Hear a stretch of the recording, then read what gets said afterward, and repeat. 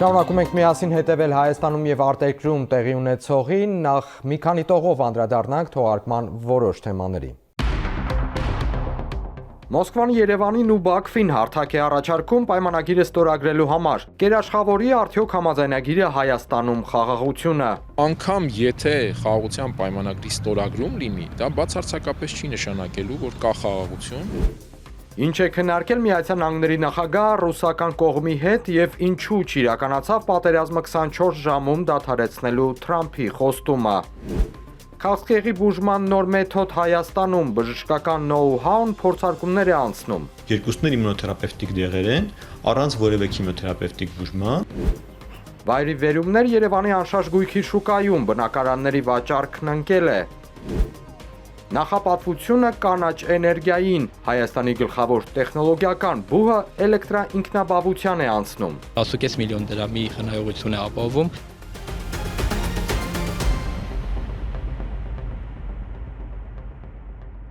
Իրական խաղաղության սպասումով Հայաստանի ու Ադրբեջանի միջև համաձայնագիրը երաշխավորելու է արդյոք խաղաղ գոյակցությունը։ Հարցը թեժ քննարկումների առանցքում է։ Բաքուն շարունակում է իր պահանջների ու սպառնալիքի հռետորաբանությունն ու թմբկահարում խաղաղություն չի լինելու, քանի դեռ փաստաթուղթը չի ստորագրվել։ Այդուհանդերձ աշխարհի տարբեր կողմերից ողջունում են բանակցային գործընթացի այս փուլի ավարտը։ Ռուսաստանը նույնիսկ հարթակ է առաջարկում պայմանագիրը ստորագրելու համար։ Երբ եւ որտեղ կստորագրվի խաղաղության պայմանագիրը հայտնի չէ։ Փաստաթուղթը ավարտական տեսքի բերելուց հետո շատ երկրներ ողջունում են գործընթացը։ Մոսկվան պատրաստ է հարթակ տրամադրել կարգավորման հարցերի ամբողջ շրջանակի, նաեւ խաղաղության պայմանագրի ստորագրման համար։ Բոլոր խոշոր խաղացողները ակտիվ են միշտ, այլ հարցը այդ ակտիվությունը ֆորմալ դրսևորում ստանում է թե ոչ։ Իրենք ֆորմալության կձգտեն, եթե կա ինչ-որ համաձայնության բերելու իրական հեռանկար։ Ես կարծում եմ մեծ հաշվով այդպես ֆորմալության հիմա որևէ մեկը միջնորդներից, խոշոր միջնորդներից չի ձգտում եւ process-ին գերադասում են ներգրավված լինել ավելի շուտ հետնաբեմային տրամաբանությամբ։ Ադրբեջանն անընդմեջ թարմացնում է պահանջների մենյուն։ Ալիևը մեկ խոսում է Հայաստանի կառավարության հանդեպ անվստահության մասին, մեկ էլ հայտարարում, որ քանի դեռ խաղաղության պայմանագիր չի ստորագրվել, կայունություն չի լինի։ Ադրբեջանական մեդիան հուշում է, որ Հայաստանի հետ որևէ փաստաթուղթ ստորագրել չեն պատրաստվում, նույնիսկ Երևանի միակողմանի զիջումներից հետո։ Անշուշտ Հայաստանը գնում է Ադրբեջանի պայմաններին զիջելու տրամաբանությամբ, սա ակնառու է։ Բայց համենայն դեպս քանի դեռ այդ արձանագրումները ստորագրության կամ չգիտեմ կնքված պայմանագրերի եւ հաստատված դակված որոշումների տեսքով չկան,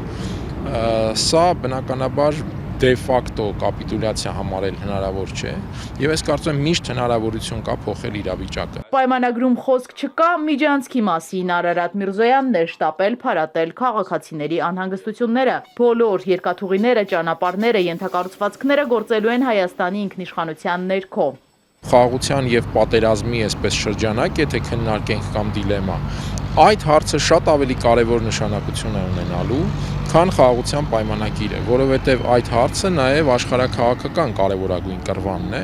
ինչպես նաև շատ պարզ գիտենք, որ Թուրքիա եւ Ադրբեջանի համար դա ռազմավարական նպատակն է ընդհանուր առմամբ այդ թուրքական աշխարհի կապակցվածության եւ իրենց աշխարհաքաղաքական հավակնությունները սպասարկելու իմաստով։ Հետեւաբար հենց այդտեղ է, կարծում եմ, խաղաղության թե պատերազմի, այսպես ասած, ծանրության կենտրոնը։ Մասնագետը չի բացառում, որ փաստաթուղթը ստորագրվի մինչև Հայաստանի սահմանադրության փոփոխությունը, կախված նրանից, թե Ալիևը ինչ կստանա։ Այսուհանդերձ որոշ կարևոր հարցեր համաձայնագրից առանձնացված են, օրինակ տրանսպորտային կոմունիկացիաների ու սահմանազատման գործընթացները։ Անգամ եթե խաղաղության պայմանագրի ստորագրում լինի, դա բացարձակապես չի նշանակելու, որ կա խաղաղություն, կամ անգամ այսպես սկզբունքային մոտ քայլ է արված դեպի խաղաղություն։ Սա կլինի ընդամենը տակտիկական ինչ-որ հերթական զարգացում։ Փաստաթղթի առանցքային ձեռքբերումն ըստ Երևանի փոխադարձաբար տարածքային ամբողջականության ճանաչումն ու ուժի կիրառման սպառնալիքից հրաժարումն է։ Միևնույն ժամանակ արտգործնախարարը նշում է, որ փաստաթղթում այդ տարածքները ֆիքսված չեն թվերով։ Ի տարբերություն Հայաստանի, Ադրբեջանը երբեք Հայաստանի տարածքային ամբողջության վերաբերյալ չափելի հայտարարություն չի արել։ Պարբերաբար ընդհանուր նախագահի մակարդակով արվել են հայտարարություններ, որոնք շատ հստակ ցույց են տալիս, որ Ադրբեջանը հավակնություններ ունի Հայաստանի տարածքի նկատմամբ եւ անգամ այն տարածքի նկատմամբ, որը քառակուսի մետրերով կամ կիլոմետրերով մատնանշում է պաշտոնական Երևանը։ Եվ այս իմաստով ասել, որ Ադրբեջանը ճանաչում է Հայաստանի տարածքային ամբողջությունը, սրա հիմքը ցավոք սրտի չկա։ Երևանն ու Բաքուն պարտավորվել են խաղաղության համաձայնագրի ստորագրումից ու վավերացումից հետո միջազգային իրավական ատյաններից հետ կանչել վեճերը եւ հետագայում հայցեր չներկայացնել այն խնդիրների վերաբերյալ, որոնք գոյություն են ունեցել մինչեւ համաձայնագրի ստորագրումը։ Վավերացումից հետո Հայաստանը վերապահումներ կունենա նաեւ ԵԱՀԿ Մինսկի խմբի գործունեության վերաբերյալ։ Արցախի մարդու իրավունքների նախկին պաշտպան Արտակ Բեգլարյանը զգուշացրել է Նիկոլ Փաշինյանին, որ հայցերից հրաժարվելու դեպքում դատի է տալու Հայաստանի իշխանությունը։ Ինչու է Ադրբեջանը դնում այդ հայցերից հրաժարվելու խնդիրը։ Ես կարծում եմ, այստեղ բուն հարցը արցախյան կարգավորման այդ ամբողջ հետագիծը մաքրելն է, դրանից իրենց ապահովագրելը, որովհետև այսօր միջավայրն այնպիսին է, որ իրենք համարում են իրենց ապահովագրված, բայց վաղը որևէ կերպ հնարավոր չէ պատկերացնել, թե ինչպիսին կարող է լինել փոփոխությունը, եւ այդ հարցերը կարող են հայտնվել Ադրբեջանի դեմ։ Բաքուն անդադար պահանջում է, որ եվրոպացի դիտորդները հեռանան սահմանից։ Երևանը պատասխանում է պայմանագրի ստորագրումից հետո ընդունելի ու փոխշահավետ լուծումներ կգտնեն։ Վերլուծաբանի դիտարկմամբ Ադրբեջանն իր դիրքորոշումը փորձում է թանկացնել Եվրամիության համար, հետո Ռուսաստանի ու Իրանի վրա վաճառելու նպատակով։ Խորքային խնդիրներն ու դրանց լուծումները Բադալյանի ասելով որևէ արձանագրումով չեն լուծվելու։ Իզաբելլա Հովանիսյան, Ալեքսանդր Կիրոյան, Էպիկենտրոն։ Ուկրաինայի անդամակցությունը ՆԱՏՕ-ին ռազմական դաշինքն այլևս չի դիտարկում։ Մարկ Ռյուտեն ասել է, որ կա լավատեսություն, թե այս տարի Ուկրաինայում ռազմական գործողությունները կդադարեցվեն, բայց եւ հավելել է, որ ՆԱՏՕ-ն անմիջականորեն չի մասնակցի հրադադարի ապահովմանը, եթե այն կայանա։ Դոնալդ Թրամփը նախընտրական քարոզարշավի ժամանակ բազմիցս հայտարարել էր, որ Ռուսաստանի ու Ուկրաինայի միջև հակամարտությունը կարող է լուծել 24 ժամում։ Full Measure-ի հաղորդավար Շարիլ Աթքինսոնին Միացյալ Նահանգների նախագահն այժմ ասել է, որ ինքն այդ ժամանակ փոքրինչ հեգնանքով էր խոսում։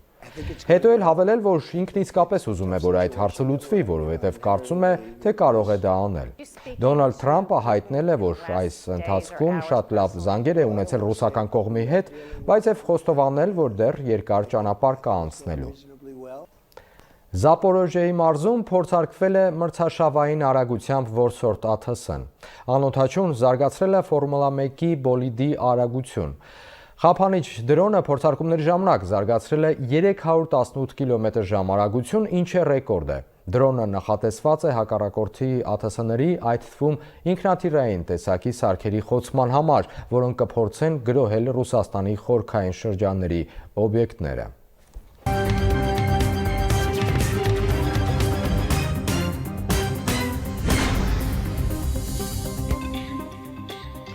Թոքերի քաղցկեղի բուժման նոր մեթոդ Հայաստանում։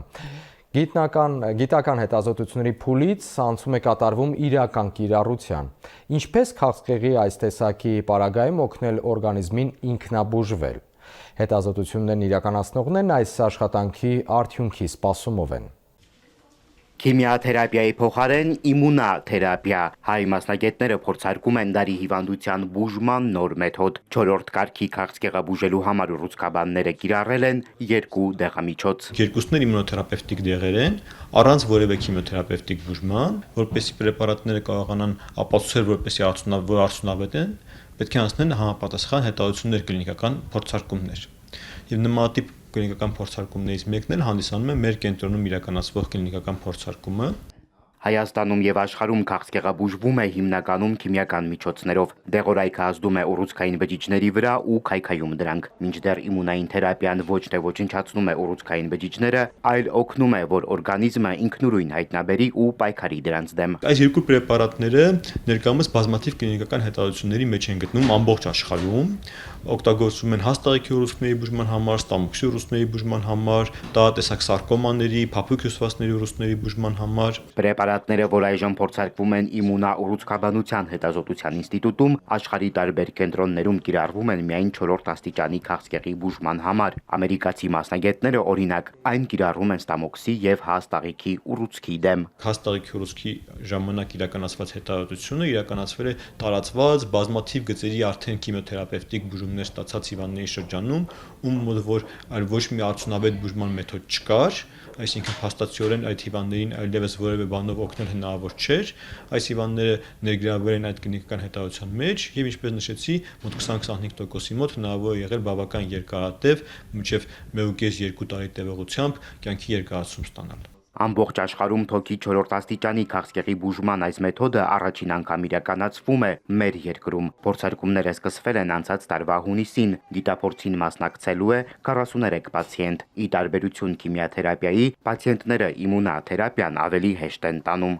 Կողմնակի ազդեցությունները ավելի քիչ են արտահայտվում, ավելի մեղմ են արտահայտվում, քան օրինակ քիմիոթերապևտիկ հակառուցքային դեղորայքների դեպքում։ Այսինքն իմունոթերապիայի դեպքում մոտավորապես մի 10-20% դեպքերում է կողմնակի ազդեցություններ են լինում,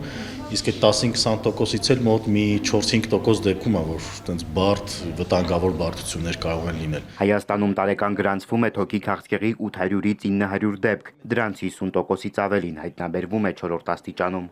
4 ստադիայի դեպքում արդեն լիարժեք առողջանալու ոնց որ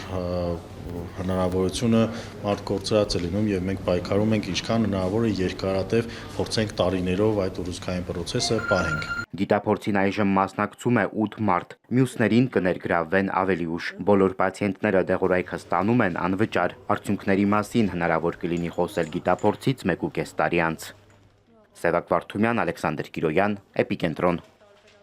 Երևանի անշարժ գույքի շուկայում ճգնաժամ է։ Կառուցապատողներն են ահազանգում ու նշում պատճառները։ Հիմնականը տարիներ շարունակ գործած ու շուկան գերակտիվացրած այսպես կոչված եկամտահարկի հետ վերադարձի ծրագրի չեղարկումն է։ Ծրագրի դադարեցումից հետո կորել է հիմնական խթանիչ գործոններից մեկը։ Տարեսկզբից մայրաքաղաքում եկամտահարկի վերադարձի չեղարկումը էական սթրես էր անշարժ գույքի շուկայի համար։ Ահազանգում են կառուցապատողները։ Հիմա ասում են այլընտրանքային մեթոդներ են մշակում, որ նախորդ տարիների շինարարական էական տեմպի ֆոնին նոր ռիսկերը կառավարելի դառնան։ Կառուցապատողները այժմ ներկայացնում են երկարաժամկետ փուլային վճարման պայմաններով վաճառքի առաջարկներ, մինչև 10% կանխավճարի վճարմամբ եւ 60-ից 70 ամսում փուլային վճարումներով պայմանագրի գնի վճարման առաջարկներ։ Մինչև կառուցապատողները նոր ռազմավարությամբ ելքեր են փնտրում, շուկայում գնանկում է նկատվում։ Կադաստրի կոմիտեի տվյալով 25-ի հունվարին Երևանում բազմաբնակարան շենքերում տան գինը նախորդ տարեվերջի համեմատ նվազել է 1.1%-ով, 1 քառակուսի մետրի հաշվարկով։ Գրիգորյանն ասում է, շուկայում նվազում կլինի, բայց 10%-ից ոչ ավելի։ Անշարժ գույքի ստեղծման ինքնարժեքը գնալով միայն ու միայն թանկանում է։ Մի կողմից պետության կողմից որդեգրված турքերի, վճարների, հարկահավաքության գործիքակազմերով պայմանավորված, մյուս կողմից մատակարար կազմակերպությունների գազի, ջրի, հոսանքի հետ կապված թանկացումները եւ մյուս կողմից էլ առհասարակ աշխատուժի եւ արտադրանքի թանկացումներով պայմանավորված, ապրանքների թանկացումներով պայմանավորված։ Այս գործոնները միասին ձևավորում են քաղաքաշինական ծրագրի ինքնարժեքը։ Ի տարբերություն մայրաքաղաքի տարեսկզբից տան գները բարձրացել են որոշ մարզերում։ Այստեղ դեռ գործում է եկամտահարկի վերադարձի օրենքը։ Հունվարին դեկտեմբերի համեմատ մարզերի քաղաքներում բնակարանները թանկացել են 0.9%-ով։ Ամենաշատը այս տարի բնակարան գնել են Կոտայքում։ Այդ մարզում վաճառքն ավելացել է 25%-ով։ Բնականաբար տեղյակ ենք բոլորս էլ, որ 27 թվականից մեր Երևանային գոտիները եւս կդադարեցվի եկամտային հարկի հետ վերադարձի ծրագիրը եւ ըստ էության հիմա այն իրավիճակում են գտնում, որ Երևանի փաստացի սահմաններն են ընդլայնվում, իդեմս Երևանամերձ համայնքներում ակտիվ կառուցապատման։ Հեռավոր մարզերում այդպես էլ ակտիվություն նկատելի չեղավ, ինչու, որովհետեւ կառուցապատումը տնտեսության այն ճյուղն է, որտեղ ոչ թե առաջարկն է ձևավորում պահանջարկ, այլ լիովին հակառակը։ Պահանջարկն է ձևավորում առաջարկ։ Անշարժ գույքի շուկան եռում էր 2024-ի վերջին եռամսյակում, ասում է Գրիգորյանը։ Մարդիկ, որոնք նախատեսում էին գնել 2025-ին, պլանները տեղափոխեցին 24-ի վերջ, որպեսզի հասցնեն օգտվել եկամտահարկի վերադարձից։ Այսօր արդեն ոլորտում մարտահրավերները շատ են, ներդրում անող տնտեսվարողները ավելի երկար են մտածում, գնալ այդ քայլին, թե ոչ։ Էրմինե Ղարիբյան, Հարություն Հովսեփյան, Էպիկենտրոն։ Նախապատվություն կանաչ էներգիային։ Հայաստանի գլխավոր տեխնոլոգիական բուհն անցնում է էլեկտրաինքնաբավության։ Պոլիտեխնիկական համալսարանի մասնաշենքերին տեղադրված ֆոտովոլտային կայանները նախագծել ու կյանքի են կոչել դասախոսները ուսանողների օգնությամբ։ Մաքուր էներգիայի հարցում պոլիտեխնիկը ձեռնոց է նետում աշխարհում այս տեխնոլոգիան զարգացնողներից շատերին։ Քաղաքապետը պոլիտեխնիկի տանիքում Ավինյանը ծանոթանում է համալսարանի ֆոտովոլտային կայանին։ Տեխնիկական բուհում նոր չէ, որ արևի ջերմությունը վերածում են էներգիայի։ Հիմա ծավալներն են մեծացնում։ Այս ծրագրերը իրականացվում են, որպեսզի Երևանի պոլիտեխնիկական համալսարանը ինքն արտադրի իր իսկ էլեկտրաէներգիան, արտանետումների էական նվազեցում ունեն այդ առումով եւ լինի էլեկտրաէներգիայի արտադրման տեսանկյունից ինքնաբավ։ Ոչ միայն այս, այլև պոլիտեխնիկի մյուս մասնաշենքերին տեղադրված կայանները նախագծել ու կյանքի են կոչել դասախոսներն ու ուսանողները։ Բուհը ընդհանուր առմամբ ունի 500 կՎտ հզորությամբ 4 կայան։ Ցանցին միացված է 400 կՎտ։ 100-ի հաշվիչները կաշխատեն մի քանի օրից։ 250 կՎտ-ի պատվերն էլ արել են, սպասում են տեղ հասնի։ Կոնկրետ այս մասնաշենքի տանիքին տեղադրված է 150 կՎտ դրվածքային հզորությամբ կայան։ Էներգախնայողության տեսակետից, ֆինանսների տեսակետից համալսարանին տնտեսումների հնարավորություն է բերում, այսինքն ապահովում է այս կայանները էլեկտրաէներգիայի ծախսի տնտեսում, իսկ այդ տնտեսած միջոցները մենք կարողանում ենք ուղղել կրթության որակի բարձրացմանը։ Բաղկացած է 300 հատ, յուրաքանչյուրը 500 վատ հզորությամբ, մոնոկրիստալային բարձր էֆեկտիվությամբ արևային վահանակներից, զբաղեցնում է 600 մետր քառակուսի մակերես տարածք համալսարանի մասնաշենքի եւ արտադրում է տարեկան գրեթե կտրվածքով 200,000 կՎտ էլեկտրաէներգիա, որը համալսարանի համար տարեկան կտրվածքով խնայում է գրեթե 10.5 միլիոն դրամի խնայողություն է ապահովում։ Միայն այս կայանը ապահովում է պոլիտեխնիկի 3 մասնաշենքի հոսանքի ծախսը։ Տարեկան կրճատում է մոտ 80 տոննա ածխաթթու գազի արտանետում։ Արևից էներգիա ստանալու հարցում մեր երկրի աշխարհագրական դիրքը խիստ շահեկան է։ Հայաստանի Հանրապետությունում միջինում 1 կՎտ հզորությամբ արևային կայան, օրինակ այս դեպքում 2 վահանակը, արտադրում է 1500 կՎտ էլեկտրաէներգիա։ Եթե մենք այդ թիմը համեմատենք օրինակ Եվրոպայի մի շարք զարգացած երկրների հետ, որոնք արդեն իսկ անցել են ամբողջությամբ գրեթե 80% իրենց էներգոհամակարգը ապահովում են արևային կայանները, խոսքը գնում է Գերմանիայի մասին։ Այնտեղ 1 կՎտ հզորությամբ արևային կայանը արտադրում է 1000 կՎտ էլեկտրաէներգիա։ Մալուխները ինչպես սնուցող երակներ, արևի ճառագայթներից էներգիա են ստանում ֆոտոէֆեկտի միջոցով։ Այն անցնում է կայանի զարկերակ խողովակներով, հասնում ինվեկտորին եւ հաստատունից վերածվում փոփոխական հոսանքի։ Արևային կայանները նախագծելիս եւ պատրաստելիս հաշվի են առել մի շարք հանգամանքներ, աշխարհագրական դիրք, եղանակային պայմաններ եւ այլն։ Եթե դուք տենում եք, նրանք մի քանի շերտից են բաղկացած եւ նրանց վերին շերտի ապակին ուղակի ապակիչ է հատուկ պատրաստված սիլիցիումային այլ խառնուրդների հետ պինդ ապակ է, որը ամբողջությամբ դիմանում է կարկուտի հարվածներին։ Վահանակների շահագործման ժամկետը 25 տարի է, դրանից հետո եւս կարելի է կիրառել 80% արդյունավետությամբ։ Խնդիրը մայրաքաղաքի աղտոտված օդն է, այն անդրադառնում է նույնիսկ կայանի վրա։ Փոշի տեսանկյունից կախված է թե արևային կայանները իրականում ինչ տեղանքում են տեղադրված, փոշու քանակությունը այդտեղ ինչքան է։ Երևան քաղաքը եւ Արարատյան հարթավայրի այս ամբողջ հատվածը գտնվում է ոչ բարենպաստ կլիմայական պայմաններում, մասնավորապես ձմռան ամիսներին։ Էներգիայի առումով ինքնաբավության կհասնի պոլիտեխնիկը։ Ռեկտոր Վարդանյանը վստահեցնում է, արևից կորզած էներգիան կարող է ծածկել ծախսի եթե ոչ 100, ապա 90%-ը։ Եթե օրենքը թույլ տար, կարող էին եւ ավելին ստանալ։ Մենք չենք կարող 5-750 կՎտ-ից ավել կառուցել, քանի որ համալսարանը ունի 5 առանձնացված հասցեներ եւ յուրաքանչյուր հասցեի համար ըստ գործող օրենսդրության կարող ենք կառուցել ընդամենը 150 կՎտ կայան։ Արևային էներգիայի կայանների աշխատանքին մասնագետները հետևում են առցանց, խափանման դեպքում դրանք ազդանշան են ուղարկում։ Սևակ Վարդումյան, Ալեքսանդր Կիրոյան, Էպիկենտրոն։ Եվ անդրադարձ այս օրերին մեր երկրում եղանակային պայմաններին օդերեթաբաններն են կանխատեսել, որ մարտի 16-ին եւ 17-ին 18-ի գիշերը Երևանում տեղումներ չեն լինի։ Իսկ դրանից հետո մարտի 18-ի ուշ երեկոյան նաեւ 19-ին եւ 20-ին կանձրևի։ Դա նաև շրջանների մեծ մասում։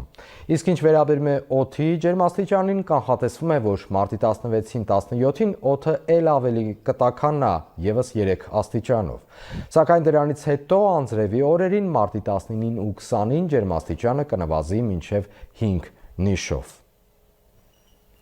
Այժմ երկրի տարածքում էլեկտրամատակարարման պլանային անջատումների ժամանակացույցի մասին։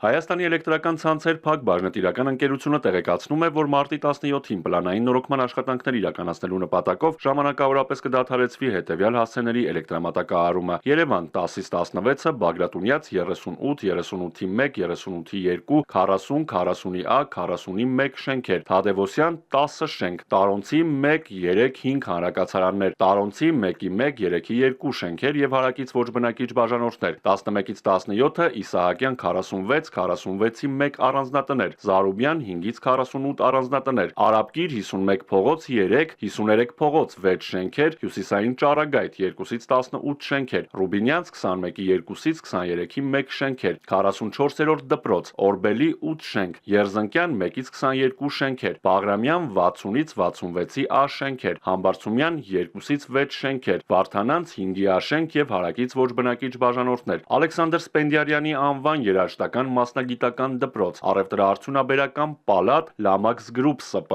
Բուզանդի 1 շենք, Ֆիրդուսի 52-ից 80 առանձնատներ, Չայկովսկու 15, 30, 34 առանձնատներ եւ հարակից ոչ բնակիչ բաժանորդներ, Նորնորք երկրորդ զանգված, Թոթովենցի 13 շենք եւ հարակից ոչ բնակիչ բաժանորդներ, Դավթաշեն երկրորդ թաղամաս 17, 19, 20, 21, 22, 23, 24 շենքեր, Շերամի 113, 115 շենքեր, Սվաճյան 24, 26, 56, 58, 60, 62 շենքեր, Անդրանիկի 65, 69, 67, 71 շենքեր, Աջափնյակ վարչական շրջան ֆիզիկայի բանավան թաղամաս, Արմավիր 14-ից 16-ը, Բաղրամյան եւ Այգեգ գյուղեր, Արագածոտն 11-ից 16-ը, Շամիրամ, Արուճ եւ Դպրևան գյուղեր, Արարատ 10-ից 11-30, Գետազատ գյուղ մասնակի, Շահումյան գյուղ Զորամաս, 10-ից 12-ը, Ռանչպար, Արաքս եւ Սիս գյուղեր մասնակի, 10-ից 13-ը Փոքրվեդի գյուղ մասնակի, 10-ից 16-ը Հայանիստ, Գայի եւ Հովտաշատ գյուղեր մասնակի, 12-ից 13-30 Լանջազատ գյուղ մասնակի, Վայոց ձոր 10-30-ից 12-30 Եղեգնաձոր քաղաք, Հարավ-Արևելյան, Հյուսիս-Արևելյան, Սյունիքի, Այգեձորի, Գլաձորյան փողոցներ մասնակի, Գլաձոր գյուղ մասնակի, 10-30-ից 13-30 Վայք, Կամոյի եւ Ալավերդյան փողոցներ մասնակի, Կոտայք 10-ից 14-ը Բջնի համայնք, Viva Armenia, Telecom Armenia, Ucom ընկերությունների բջջային օպերատորների կայաններ եւ հարակից ոչ բնակիչ բաժանորդներ, 10-30-ից 15-ը Արգել համայնք մասնակի, Արգել, Սապֆիր, Ծաղկանոց այգեգործական ընկերություններ եւ հարակից ոչ բնակիչ բաժանորդներ, 11-ից 17-ը Կոտայք եւ Նորագյուղ գյուղեր մասնակի, Առինջ գյուղ մասնակի եւ հարակից ոչ բնակիչ բաժանորդներ, Զորախբյուր գյուղ մասնակի եւ հարակից ոչ բնակիչ բաժանորդներ, Գեղարքունիք 11-ից 12-ը Գավառ քաղաք մասնակի, Գեղարքունիքի մարզպետարան, ազգային անվտանգության ծառայություն, քննչական կոմիտե, Գավառի շուկա, ՎՏԲ Հայաստան բանկ, Հայ բիզնես բանկ, Գավառի մարզադպրոց ՀՕԱԿ, Գավառի Լևոն Քալանթարի անվան պետական դրամատիկական թատրոն, ԱԳԲԱ բանկ, Արա Նանե ՍՊԸ, Հայ էկոնոմ բանկ, Գավառի ոստիկանություն, դատարան, Գեղարքունիքի մարզային ոստիկանություն, Գավառի պետական բժշկական քոլեջ, Զինկոմիսարիատ, Քյավառ հեռուստաընկերություն, Արաբկիր բժշկական համալիրի Գավառի մասնաճյուղ, Բոշնաղյան, Սայադյան, Նալբանդյան, Սայատնովայի եւ Ազատության փողոցներ մասնակի, 11-ից 14-ը Անտառամեջ, Ձորավանք, Դպրաբակ, Այգուտ, Կալավան եւ Բարեպատ գյուղեր, 15-ից 17-ը Վարսեր համայնք մասնակի, Green Solutions ՍՊԸ-ներ, ավտոսպասարկում, հեռուստակենտրոն, Սևանի խմելու ջրի եւ թիվ 1 պոմպակայան, Սեթրակյան, Լևլեն, Գազամա, Արա Արեգ, Սալազարյան, Մխիթարյան, Բոզոյան, Պողոսյան, Գաբրիելյան, Գասպարյան, Ավաքյան, Հակոբյան ընկերություններ եւ հարակից ոչ բնակիչ բաժանորդներ, Տավուշ 10-ից 30-ից 11-ը Դիլիջան համայնք, Աբովյան եւ Կալինինի փողոցներ մասնակի, 11-ից 11:30 Դիլիջան համայնք, Մաքսիմ Գորկու փողոց մասնակի, 11:30-ից 12-ը Դիլիջան համայնք, Գետափնյա եւ Կալինինի փողոցներ մասնակի, 11-ից 15-ը Հաղարծին գյուղ, 11:30-ից 15:30 Թեղուտ գյուղ, Թբիլիսյան խճուղի եւ Պարզ լճի փողոց մասնակի, Շիրակ 10-ից 16-ը Գյումրի քաղաք, Դեմիրճան փողոցի 7-րդ նրբանցք, Շիրակացի 14, 15, 16 շենքեր եւ 211 տնակային ավան, 11-ից 12-ը Ախուրյանի տարածաշրջան, Ախուրյան գյուղի առողջության կենտրոն, մոր եւ մանկան կենտրոն, Հացի գործարան, ոստիկանության Ախուրյանի բաժին եւ զինվորական կոմիսարիատ, 11-ից 13-ը Ախուրյանի տարածաշրջան, Մայիսյան գյուղի հարավարևմտյան հատված, Հովունի, Քեթի եւ Փոքրաշեն գյուղեր, էլեկտրատեխնիկա, ՓՀԵԿ, սպառած էլեկտրաէներգիայի, անջատումների, ձեր իրավունքներին կամ պարտականություններին վերաբերող, ինչպես նաեւ այլ հարցերի առնչությամբ կարող եք զանգահարել 180 եւ 08080 շուրջօրյա գործող հեռախոսահամարներով։ Հայաստանի էլեկտրական ցանցեր ընկերությունը հորդորում է հետևել էլեկտրաանվտանգության կանոններին։ Լրահոսին հետևելու համար միացեք մեր սոցհարթակներին, Էպիկենտրոնի բոլոր թողարկումները, նաև մեր ռեպորտաժները YouTube-ի ալիքում են, Հայաստանի ու աշխարհի քաղաքական, սոցիալական, տնտեսական, մշակութային եւ մարզական ամենակարևոր իրադարձությունները, մեր խնդիրներն ու մարդկային պատմությունները փնտրեք նաև Էպիկենտրոնի Facebook-ի էջում ու Telegram-ում։ Շարունակենք միասին հետևել իրադարձություններին, ես Դավիթ Աղաբեկյանն եմ, առայժմ